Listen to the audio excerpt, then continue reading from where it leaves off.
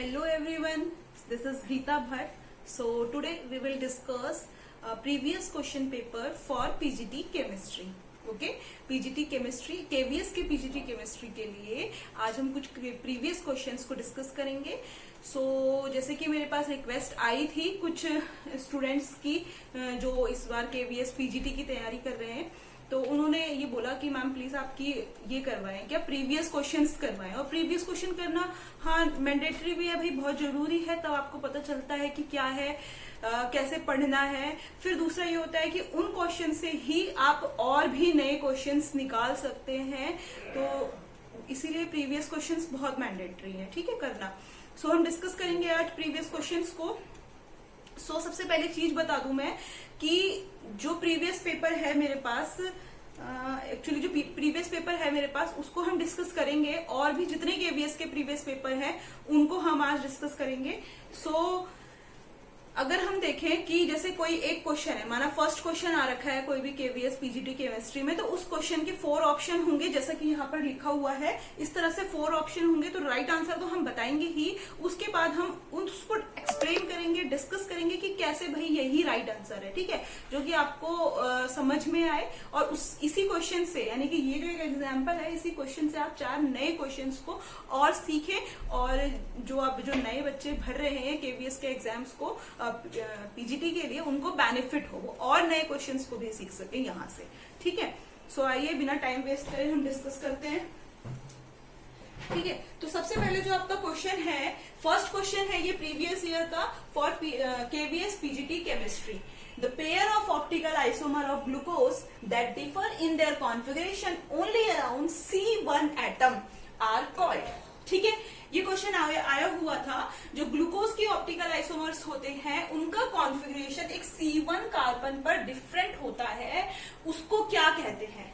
Epimer, anomer, Fischer projection and mutarotational isomer. ठीक है, तो इसका जो करेक्ट आंसर है वो है तो एपीमर, ठीक है. तो राइट आंसर इसका है एपीमर. अब हम डिस्कस कर लेंगे कि एपीमर ही कैसे है, एनोमर क्यों नहीं है. देखो, फिशर प्रोजेक्शन और म्यूटर रोटेशन तो हो नहीं सकता, इसको भी हम डिस्कस करेंगे आगे. आगे कुछ आएंगे इससे टॉपिक, तो वहां डिस्कस कर लेंगे. लेकिन फिलहाल जो कंफ्यूजन होता है कि C1 कार्बन पे, यानी कि एक ऑप्टिकल कायरल कार्बन पे जो कॉन्फ़िगरेशन आपका डिफरेंट होता है, उसको क्या कहते हैं? एपीमर कहते हैं. अब बच्चे कंफ्यूज होते हैं भाई एनोमर के साथ एंड एपीमर के साथ, ठीक है.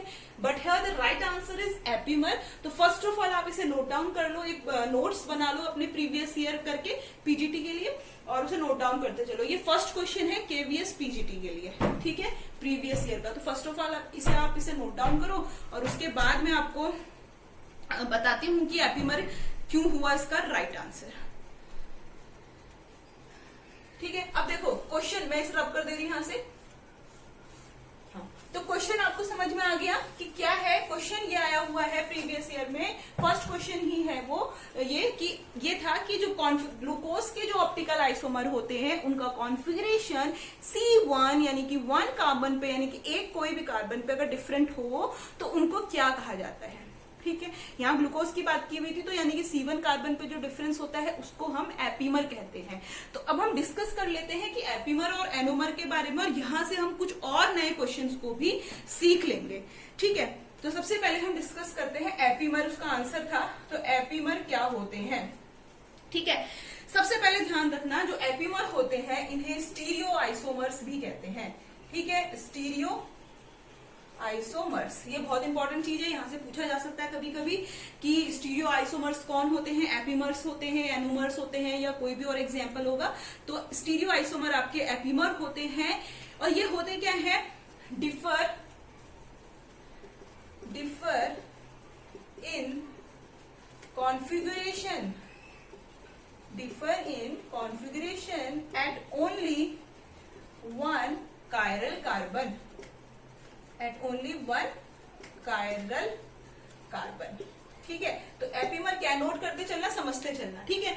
तो एपीमर क्या होते हैं, मतलब ये एपीमर स्टीरियो आइसोमर होते हैं, उनको कहा जाता है एपीमर जिनका कॉन्फ़िगरेशन ओनली 1 कायरल कार्बन, केवल एक कायरल कार्बन पर जिनका कॉन्फ़िगरेशन डिफरेंट हो, उन्हें कहा जाता है आपका एपीमर. एग्जाम्पल ले लो कैसे, ग्लूकोज एंड गैलेक्टोज।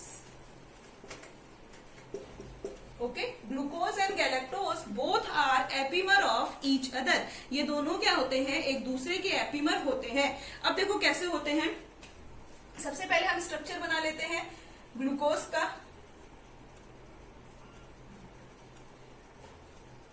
1 2 3 4, ठीक है। तो ये ग्लूकोज का स्ट्रक्चर हो गया। यहाँ पे क्या होंगे, यहाँ जो जो मैंने ये कार्बन दिखा दी तुम्हें पहले कि इन पे कार्बन होती है, ठीक है। एक कार्बन यहाँ होगी, एक यहाँ होगी, एक यहाँ होगी, यहाँ होगी, यहाँ होगी, ठीक है। जहां जहां मैंने ये पॉइंट बना रखे हैं वहां पे क्या है, कार्बन प्रेजेंट है, ठीक है। तो अब देखो क्या होता है, यहाँ पर OH होता है, यहाँ H OH, ठीक है। फिर H फिर OH, ये तुम्हें याद रहेगा। सबसे पहले OH लिखो, फिर H लिखो, फिर H लिखो, फिर OH, फिर OH, थर्ड कार्बन पे फिर H, ठीक है। फिर फोर्थ पे क्या हो जाएगा आपका, यहाँ पे OH, फिर यहाँ OH ऊपर आ जाएगा, 1 2 3 4 5, ठीक है। तो सबसे पहले कार्बन पे OH ऊपर आ गया, फिर H आ गया, ठीक है। फिर दूसरे पे H ऊपर चला गया, ये H यहाँ था तो ये H ऊपर चला गया, फिर OH नीचे आ गया। फिर तीसरे पे देखो आप, तीसरे पे फिर 1 मिनट, ये रिंग 5 कार्बन की बनेगी ना। देखो एक कार्बन यहाँ हो गया, सबसे पहले से देख के जाते हैं। यहाँ पे ऑक्सीजन होती है, इसे हम पायरेनोज रिंग कहते हैं, पायरेनोज रिंग, ठीक है। यहाँ पे एक कार्बन होगी, ये हो गया, ठीक है। सेम है, एक कार्बन यहाँ पे होगी 4 और एक कार्बन यहाँ पे 5, ठीक है। इस तरह से इस कार्बन से एक OH जुड़ी हुई होगी और एक H जुड़ी हुई होगी। सेम ये वाली H, अब जैसे समझ लो OH ऊपर तो H नीचे, फिर H ऊपर, फिर यहाँ पे OH। अब क्या हो जाएगा, ये OH नीचे, फिर OH कहाँ जाएगा, ऊपर, और फिर H नीचे आ जाएगा, ठीक है। इतना समझ में आया। अब चौथे पे देखो क्या है, H यहाँ पर है तो ये H इधर आ जाएगी और ये OH इधर आ जाएगा, और यहाँ पर आएगा आपका CH2OH और यहाँ पर H। तो ये क्या है, आपका ग्लूकोज का पायरेनोज रिंग स्ट्रक्चर है, ठीक है। पायरेनोज स्ट्रक्चर है ये आपका ग्लूकोज का। सेम ऐसे ही हम क्या करेंगे, गैलेक्टोज का स्ट्रक्चर बना लेंगे। तो गैलेक्टोज का स्ट्रक्चर क्या होगा, देखो सेम कार्बन और यहाँ पर आपकी ऑक्सीजन हो गई, और फिर सेम कार्बन, सेम इधर भी कार्बन, ये कार्बन 1 2 3 4 और ये 5, ठीक है। तो इस तरह से आपकी 5 कार्बन हो गई, यहाँ पर एक ऑक्सीजन हो गई। तो ये जो रिंग है ना पूरी, इसे पायरेनोज रिंग कहते हैं, ठीक है। अब यहाँ पर देखो क्या होगा, OH H, फिर H OH, फिर OH और फिर H। अब देखो चेंज कहां पर आता है, फोर्थ कार्बन पे यहाँ पर OH ऊपर होता है, क्योंकि देखो H है तो ऊपर यहाँ पे OH है, और यहाँ H और CH2OH और हेयर H, ठीक है। अब देखो क्या है, ये है आपका गैलेक्टोज। गैलेक्टोज का स्ट्रक्चर है, ये भी आना चाहिए बनाना। तो अब यहाँ पर देखो क्या है कि जो आपका चौथा कार्बन है, देखो फर्स्ट कार्बन पे OH, सेकेंड, थर्ड और फिफ्थ, ये आपका फर्स्ट कार्बन है, सेकेंड, थर्ड, फोर्थ और फिफ्थ। तो फोर्थ को छोड़ करके, सेम हेयर यहाँ पर भी फोर्थ को छोड़ करके और सारे कार्बन पे सेम ग्रुप जुड़े हुए हैं सेम जगह पर, ठीक है। जैसा कि आपको दिख रहा है, यहाँ पर OH है तो यहाँ भी OH है, यहाँ H है तो यहाँ भी H है, फिर H OH OH H, same चल रहा है प्रोसीजर, यानी कि ग्लूकोज में और गैलेक्टोज में। बट क्या है, ओनली फोर्थ कार्बन पे जो कॉन्फ़िगरेशन है, किसका कॉन्फ़िगरेशन, यानी कि हाइड्रोक्सिल ग्रुप जो है वो चेंज हो रहा है, जैसा कि आपको दिख रहा है, ठीक है। OH की पोजीशन देखो, यहाँ चौथे कार्बन पे OH क्या है, ऊपर है, और यहाँ चौथे कार्बन पे OH क्या है, नीचे है। तो कॉन्फ़िगरेशन क्या हो गया, चेंज हो गया। यानी जब कॉन्फ़िगरेशन में चेंज आता है या उसकी पोजीशन में चेंज आ रहा है, ओनली 1 कार्बन, सिर्फ एक कार्बन पे, तो उसको हम क्या कहते हैं, एपीमर कहते हैं। समझ में आई इतनी बात?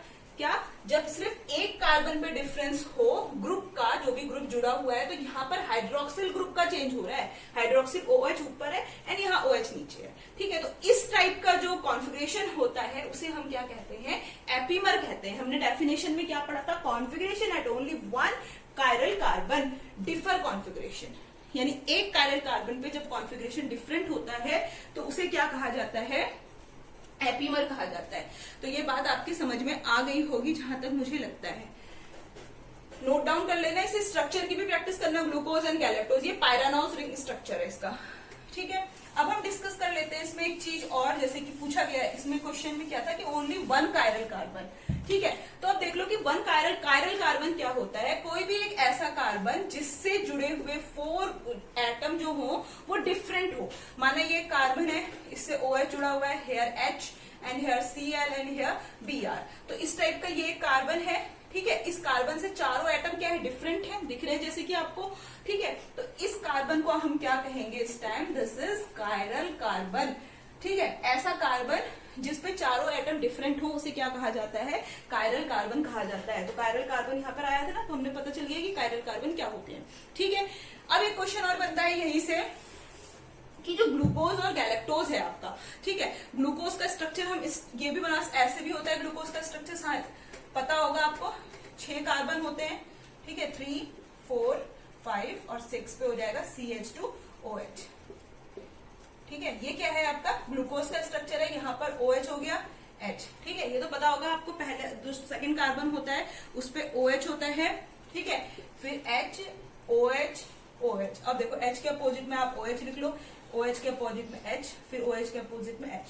तो ये क्या है आपका ग्लूकोज का स्ट्रक्चर है। अब यहां से क्वेश्चन आ जाएगा कि ग्लूकोज में how many chiral carbons are present in glucose molecule, glucose के मॉलिक्यूल में कितने कायरल कार्बन प्रेजेंट होते हैं। तो मैंने अभी आपको बताया भाई कि कायरल कार्बन क्या होते हैं, ऐसा कार्बन जिससे 4 डिफरेंट एटम जुड़े हुए हों, ठीक है। अब देखते हैं हम यहाँ पर, ये आपका पहला कार्बन है, पहला कार्बन है, तो इस पहले कार्बन से एक तो O जुड़ा हुआ है, दूसरा H जुड़ा हुआ है, तीसरा C2 कार्बन, ये क्या है C2, C3, C4, C5 और ये C6 कार्बन, ये C1, ठीक है।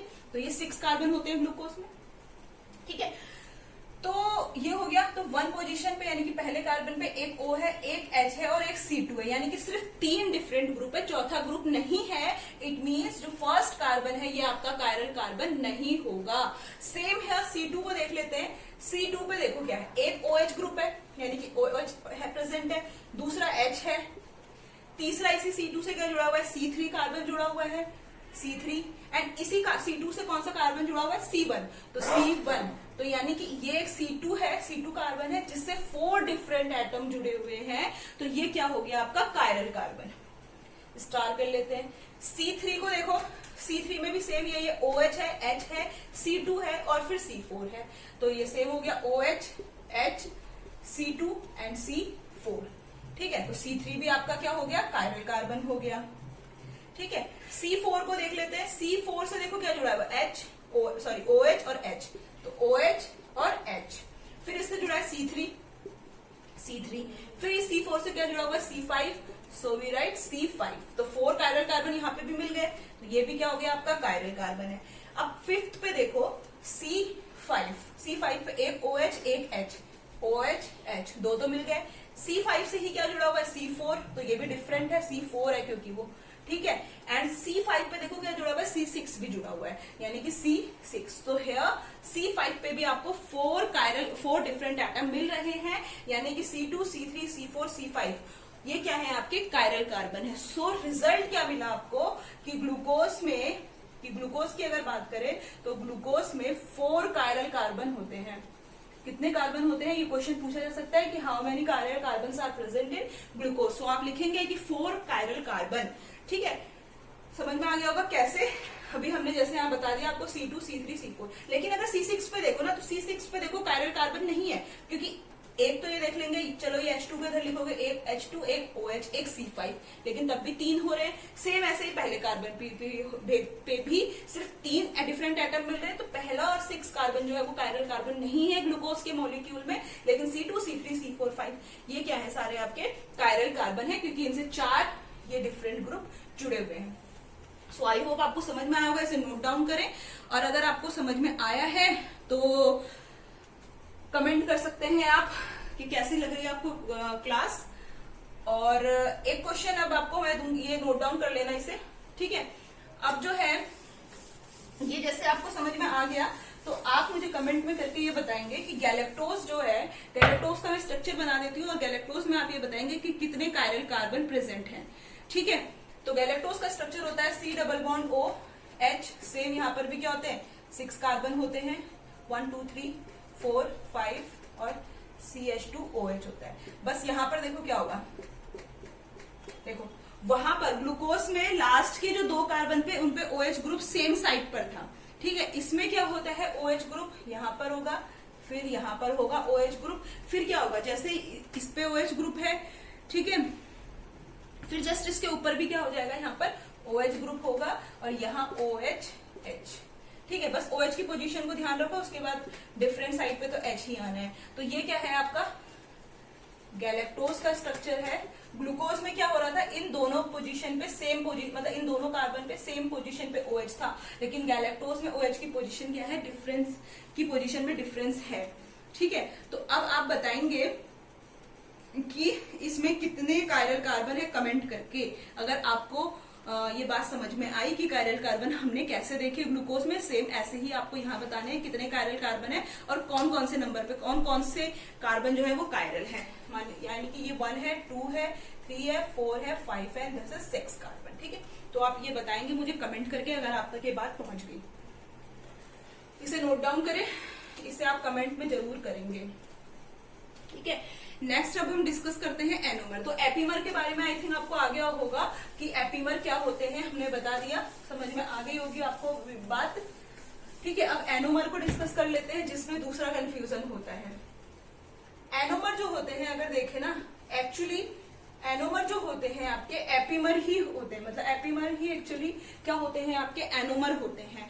बट जो इनका कॉन्फ़िगरेशन होता है, ठीक है, कॉन्फ़िगरेशन जो होता है वो डिफर होता है, डिफर, ठीक है। हम क्या करेंगे, जो मतलब यहाँ पे सेम बात है कि एपीमर जो है वो एक्चुअली क्या होते हैं आपके एनोमर एक्चुअली एपीमर ही होते हैं।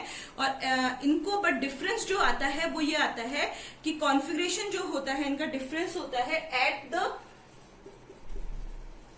Acetal and Hemy acetal, Hemy acetal carbon. ये है इनमें डिफरेंस कि यहाँ पर एसिटल और हेमी एसिटल कार्बन होंगे, यानी कि कहाँ, एनोमर में, ठीक है। और एपीमर में क्या था, C1, यानी कि ओनली 1 कायरल कार्बन पे डिफरेंस होगा जब उनके कॉन्फ़िगरेशन में, तो वो एपीमर होंगे। बट एनोमर में क्या है कि एसिटल और हेमी एसिटल कार्बन में क्या होगा, मतलब कॉन्फ़िगरेशन में एसिटल और हेमी एसिटल कार्बन होंगे, वहां पे C1 का कोई भी जिक्र नहीं है। तो ये दिमाग में बैठा लेनी है बात, कंफ्यूज नहीं होना है इन दोनों में। अब देखो समझ लो भाई कि एसिटल कार्बन क्या होते हैं, ठीक है। ये जो होते हैं acetal carbon, generally acetal carbon derived होते हैं किनसे, हेमी एसिटल कार्बन से ही ड्राइव्ड होते हैं। जो कुछ चीजें मैं नहीं लिख रही हूँ, अगर मैं बोल रही हूँ तो आप उन्हें भी नोट डाउन कर सकते हैं, ठीक है। एसिटल कार्बन जो होते हैं वो हेमी एसिटल कार्बन से ही ड्राइव्ड होते हैं, लेकिन इनमें क्या होता है कि 2 ईथर ग्रुप, ठीक है, जो 2 ईथर ग्रुप होते हैं आपके, वो सेम कार्बन से जुड़े हुए होते हैं, सेम कार्बन से जुड़े हुए होते हैं, ठीक है। 2 ether group, for example here 1 carbon, so OR और ये जुड़ा है कोई भी अल्काइल ग्रुप आपका, एंड देन H। तो ये क्या है आपका, एक ईथर ग्रुप है, ये क्या है आपका, एक ईथर ग्रुप है। 2 ether group attached only 1 carbon, ये दोनों ईथर ग्रुप सेम कार्बन से, यानी कि सिर्फ एक और सेम कार्बन से ही जुड़े हुए हैं, तो ऐसे कार्बन को क्या कहा जाता है, एसिटल कार्बन कहा जाता है। Here C is acetal carbon because here 2 ether groups are attached, only 1 same carbon, okay. Now we discuss about hemiacetal, hemiacetal carbon, ठीक है, समझ में आ गया ना एसिटल। अब है हेमीएसिटल कार्बन। हेमीएसिटल कार्बन में क्या होता है कि एक अल्कोहल और एक ईथर ग्रुप सेम एक कार्बन से जुड़ा हुआ होगा, ठीक है, यानी कि लिख लो 1 अल्कोहल एंड 1 ईथर, ठीक है। 1 अल्कोहल एंड 1 ईथर किससे होंगे, 1 कार्बन से अटैच्ड होते हैं, यानी कि सेम एक ही कार्बन से। सिर्फ देखो कैसे, जैसे कि ये आपका कार्बन है, यहाँ पर आपने कोई भी एल्काइल ग्रुप हो गया, ये H हाइड्रोजन हो गया। 4 क्यों जोड़ रहे हैं? क्योंकि कार्बन की वैलेंसी 4 होती है, नहीं तो हम इन दोनों को जोड़ के छोड़ देते, लेकिन वैलेंसी कंप्लीट करने के लिए वो एल्काइल ग्रुप जोड़ रहे हैं। ठीक है, अब देखो यहाँ पर मान लिया कोई भी ईथर ग्रुप हो गया और यहाँ पर एल्कोहल, OH क्या होता है आपका? एल्कोहल ग्रुप होता है। So here 1 ether and 1 alcohol attach to 1 carbon. किससे जुड़े हुए हैं? एक कार्बन से, यानी कि सेम कार्बन। एक ही तो कार्बन है, सेम कार्बन है, दो तो नहीं है। तो जब एक ही कार्बन से ईथर और एल्कोहल दोनों जुड़े हुए होते हैं तो ऐसे कार्बन को हम हेमी एसिटल कार्बन कहते हैं। और जब ऐसी कोई प्रॉपर्टीज प्रेजेंट हो एसिटल और हेमी एसिटल वाली, तो इस टाइप का जो कॉन्फ़िगरेशन होंगे या इस टाइप के जो आइसोमर होंगे वो क्या कहलाएंगे? आपके एनोमर कहलाएंगे। ठीक है, तो ये होता है एनोमर और एपीमर में डिफरेंस। तो जो हमने आज किया उसमें से आपने बहुत सारे क्वेश्चन सीखे, जैसे कि C1 कार्बन पे डिफरेंस होता है या किसी एक कार्बन पे डिफरेंस, तो वो क्या होते हैं? आपके एपीमर होते हैं। ठीक है, वहीं दूसरी चीज आपने ये सीखी कि एपीमर को स्टीरियो आइसोमर भी कहते हैं। ठीक है, glucose and galactose both are epimer. ये सारे क्वेश्चंस बन रहे हैं आपके। ठीक है, एक ही देखो, एक प्रीवियस क्वेश्चन से आप कितने सारे क्वेश्चंस तक पहुंच रहे हैं। ठीक है, तो तीसरी चीज आपने क्या सीखी कि glucose and galactose both are epimer of each other and glucose has 4 chiral carbon. Chiral carbon आपको पता चल गया, जब एक कार्बन से 4 डिफरेंट एटम जुड़े हुए होते हैं तो उन्हें कायरल कार्बन कहते हैं। ग्लूकोज में 4 कायरल कार्बन होते हैं, विद आपने उनके स्ट्रक्चर्स भी सीखे यहाँ पे। ठीक है, तो इतनी चीजें तो सीख ली, 5 चीजें, तो 5 क्वेश्चंस तो यहीं से मिल गए। तीसरी चीज और नेक्स्ट चीज आपने एनोमर के बारे में सीखा कि एनोमर क्या होते हैं। ऐसे वो होते हैं एनोमर जिनका कॉन्फ़िगरेशन डिफरेंट होता है। कहां पर? एसिटल और हेमी एसिटल कार्बन, मतलब डिफरेंट कॉन्फ़िगरेशन होता है उनका। एक्चुअली से यहां लिख लेते हैं, यहां हो जाएगा डिफरेंट। ठीक है, differ configuration at the acetal and Hemy acetal carbon. तो ये दोनों जहां पर होंगे तो तब आप बोल सकते हैं कि वो एनोमर है। एसिटल क्या होते हैं वो आपको पता चल गए कि जब एक कार्बन से 2 सेम ईथर ग्रुप, मतलब सेम कार्बन से जब 2 ईथर ग्रुप जुड़े हुए होते हैं तो उन्हें एसिटल कहते हैं। एंड एसिटल जो होते हैं वो ड्राइव्ड होते हैं किससे? हेमी एसिटल से ही होते हैं। ठीक है, और हेमी एसिटल क्या होते हैं? जब एक कार्बन से, यानी कि सेम एक कार्बन से दो एक एल्कोहल और एक ईथर ग्रुप जुड़े होते हैं तो उन्हें हम क्या कहते हैं? हेमी एसिटल कहते हैं। तो एक क्वेश्चन से आपने इतनी सारी चीजें सीखी, तो आई होप आपको समझ में आया होगा। और ये क्वेश्चंस बन सकते हैं, जो अब जो नेक्स्ट केवीएस एग्जाम होगा तो वहां पर भी ये क्वेश्चन बन सकते हैं। तो इसी तरीके से हम सारे क्वेश्चंस को डिस्कस करेंगे। जैसे एक कोई क्वेश्चन लेंगे, उससे रिलेटेड जितनी चीजें होंगी वो वहीं पे सीख लेंगे। तो आप नोट करते चले इन्हें, या वीडियो को सेव कर लें और देखते रहें, जिससे आपको देख देख के भी याद हो जाती हैं चीजें। ठीक है, तो अब हम कल, आज के लिए तो इतना काफी है, कल हम और क्वेश्चंस को डिस्कस करेंगे, ज्यादा क्वेश्चंस को लेके चलेंगे। ये एक डेमो था, जैसे कि बच्चों ने मुझे बोला, कुछ की रिक्वेस्ट आई थी कि मैम आप प्रीवियस पेपर करवाएं, तो इस वजह से ये स्टार्ट किया है। अगर आपको वीडियो पसंद आती है तो आप अपने रिस्पॉन्स दें, तब मैं आगे वीडियो प्रीवियस पेपर की बनाना कंटिन्यू करूंगी। अदरवाइज तो फिर यह है कि टाइम वेस्ट है कि हम वीडियो डालें और अगर उसे, मतलब उससे कोई किसी को बेनिफिट नहीं हो रहा तो फिर कोई फायदा नहीं है ना प्रीवियस पेपर की वीडियो डालने का। तो इसीलिए यह है कि सबसे पहले आप आज जो मैंने अभी बोला कि आप गैलेक्टोज में कितने कायरल कार्बन है कमेंट करें, जितने भी केवीएस के लिए एग्जाम्स दे रहे हैं, अभी देंगे मतलब, तो वो लोग। ठीक है, और वीडियो कैसी लगी जरूर आप कमेंट में बताएं। और आपको समझ आया या नहीं समझ आया, या आपको सीधे ऐसे चाहिए कि भाई क्वेश्चन पढ़ा, मतलब प्रीवियस क्वेश्चन पढ़ा एंड देन उसका आंसर बता दिया, बस। अगर ये चाहिए तो ऐसा भी हो जाएगा, मुझे तो कोई प्रॉब्लम नहीं है, लेकिन हमें तो बस एक्सप्लेन करना है ना। अगर आपको एक्सप्लेनेशन नहीं चाहिए, बस आपको टू द पॉइंट आंसर चाहिए कि दूसरे का क्या है, तीसरे का क्या है, चौथे का क्या है, तो ऐसे में जितने केवीएस है सबके करवा दूंगी। तो आप अपने कमेंट बताएं कि आपको इस टाइप से एक्सप्लेनेशन के साथ चाहिए कि जिससे आप एक क्वेश्चन से 5 क्वेश्चन तक रीच हो जाए, पहुंच जाए।